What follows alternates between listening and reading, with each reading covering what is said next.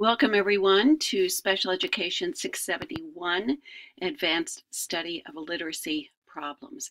This very short recording is simply going to walk us through the syllabus, and it would be the time were we meeting face to face that I would entertain questions about the syllabus and about the course. So if you have them, please email them to me. That's the only way that this will be interactive. So let's just start with this first page of the syllabus, which gives you some information about where I'm located. I'm in office 3106 on the third floor of the Education Building. That is my on-campus phone number and my email address. We will always meet in the Teaching, Learning, Counseling Consortium, the library in that facility, which is room 106. This year we have a new conceptual framework. It's built upon the previous one. It's not that much different, but the commitments are a little different. It's a commitment to excellence, innovation, and social justice. So as you read through that, excellence refers not only to skills and research-based knowledge, but also professional dispositions. Innovation, we believe, occurs through leadership and the commitment of our faculty and through collaboration with partnerships out in the community. And we are dedicated to being agents of change and promoters of social justice. These ideas and this mission, this vision of the college is then outlined in these 6 bullet points. So take a look at those. They are something that the faculty of the college have voted on, have developed, and have agreed to adhere to. This is the course description and the 2 required textbooks for 671. This course is an advanced study of literacy. We look at somewhat at literacy processes, definitely spend time on assessment and instruction, a little bit on research methodologies as those studies are examined within the context of best practices, and look at the relationships between language, literacy, and classroom practices. There is, as you know, a required clinical experience. I'm very committed to this clinical experience. It's the way in which you are given an opportunity with support to apply what you're learning in the textbooks that we're reading and examining. There are 2 required textbooks. Both are very practical. One is Words Their Way. It's I believe it's the 6th edition. And Tavani's book, which is actually an older book, but I still think it's really good and very relevant. I read it, but I don't get it. The Bear book, which its cover appears here, is really about decoding. And if you took 502, you know that a framework that we use in the department is that there are 2 major components of reading. One is decoding and one is comprehension. That's about as simple as you can break down what is a very complicated process. Words Their Way is word study. In other words, it's looking at reading from the standpoint of the individual word. It looks at phonics, vocabulary, and spelling. It is filled with many practical activities which are noted at the back of each chapter and highlighted with a blue border on the pages. It is a very dense textbook, and really the only way that you can access it is to just get in there and look at the activities and read it. I've been using it for a number of years, and every semester I find something new that I hadn't seen before, or I see something in a different way. So I continue to use it because I think it is very valuable. The second textbook deals with comprehension. I read it, but I don't get it. It's geared toward adolescents, and yet the strategies that the author talks about, I think, are equally applicable to younger children. And both of these textbooks I will be referring back to when we talk about best practices. And my hope is that you will really use these textbooks in your clinical experience, in the tutoring experience. And I will be, in my feedback, referring you back to these textbooks. Take a look at this page. Take a look at this activity. What about this comprehension strategy? Would that be useful to this particular student? So those are the two very practical textbooks. Not that best practices is not also practical, but it gets us a bit more into the research in terms of areas of phonics and phonemic awareness, fluency, vocabulary, and reading comprehension. And I do want you to become familiar with the research because that's what helps you in terms of being a professional and arguing for the kinds of programs and services that students need. The last book is one by Marianne Wolf, titled Proust and the Squid.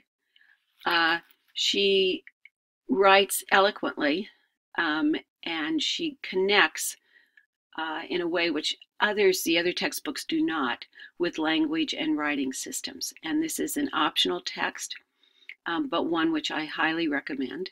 She is also going to be speaking at CSUN on, I believe it is, had to look this up, February 7th from 4 to 6 in the Oviatt, in an Oviatt library room. And the title of her talk is The Reading Brain in a Digital World. And this is where she has been going most recently with her research, is what are the effects of all of the devices that we use and children are increasingly using on the brain, on neurology. And she is a neuropsychologist, and so this is her current study, and I'm certainly looking forward to that presentation. These are selected readings from a variety of sources to complement the first few weeks of the class, and they will be up on Canvas. So let's take a look at the assignments.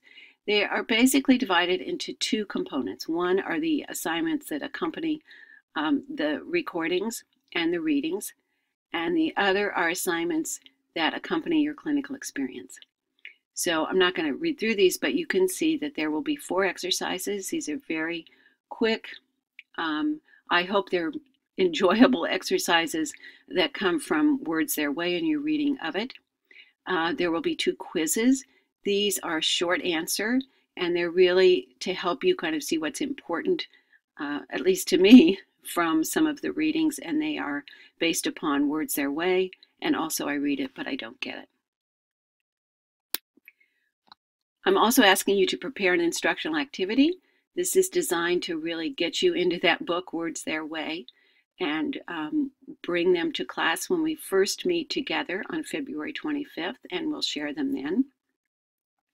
And then 3 responses, and the responses are designed to help us all integrate the readings, the more practical perhaps readings from Words Their Way, and I read it but I don't get it, with the research that that is presented in chapters from the Best Practices book. Whereas the quizzes are more short answer, the responses are designed to be a more integrated paper, 350 to 500 words. And all of these assignments then will be submitted via email to me, please. Finally, at the end of the semester, I'm asking that you prepare a paper, and it can be on one of 2 topics or areas. One is a critical reflection of the chapters in Proust and the Squid, The Story and Science of the Reading Brain. Those chapters will also be posted on Canvas. Or for you to pick a commercially prepared literacy program, and I'll give you a list of those. It could be Touch Phonics, it could be Read 180, whatever sort of you're interested in. Perhaps it's something that a place where you are working now or have worked uses, and you want to find out more about it. So this is a review of the program to include information about the program, as well as any research which you can find documenting its efficacy. So those are the assignments that accompany the course content. Then there are assignments once we start tutoring that support the clinical experience. I ask that you prepare clinical notes, and I'll give you the format for that, and that those are turned in to me, again, via email, Thursdays before your tutoring on Mondays. And for me, then I typically spend Friday going through those notes, unless something conflicts with that, and I get back to you as soon as possible with suggestions and feedback. And then at the end of the semester, we prepare a tutoring report for our families. A draft of the report is due to me on April 25th, and on May 6th will be the parent conference. And there'll be more information about that, of course, as the semester goes on.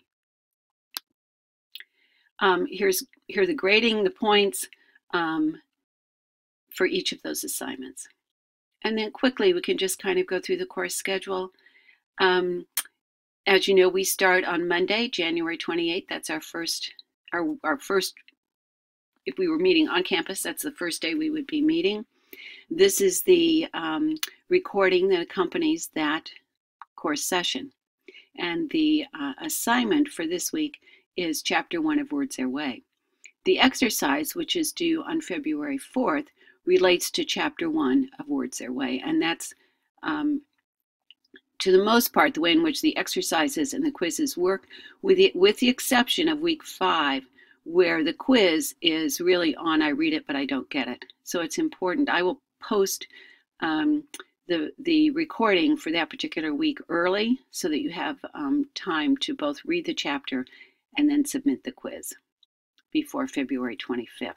And February 25th is the first day that we meet together in the literacy lab. That is an orientation, and I expect mandatory that everyone will be there. Second half of the course schedule has to do with what the research suggests about best practices. These are chapters from the Best Practices book, and those chapters again will be posted on Canvas. Please note how the clinical notes are due. The dates are there for the clinical notes. The assessment plan is the first of your clinical notes. It's due on February 28th. The first tutoring session notes, full tutoring, are due on March 7th, and so on. We are at a disadvantage this semester because we have 2 Monday dates when we will not be meeting and when the lab will not be open, as well as starting on a Monday. So whereas we normally have 9 or 10 sessions, this semester we only have 8 sessions of tutoring. So one of those is March 18th, which is spring break. One of those is April 1st, where the campus is closed. And this is sort of the last third, the last block of the course.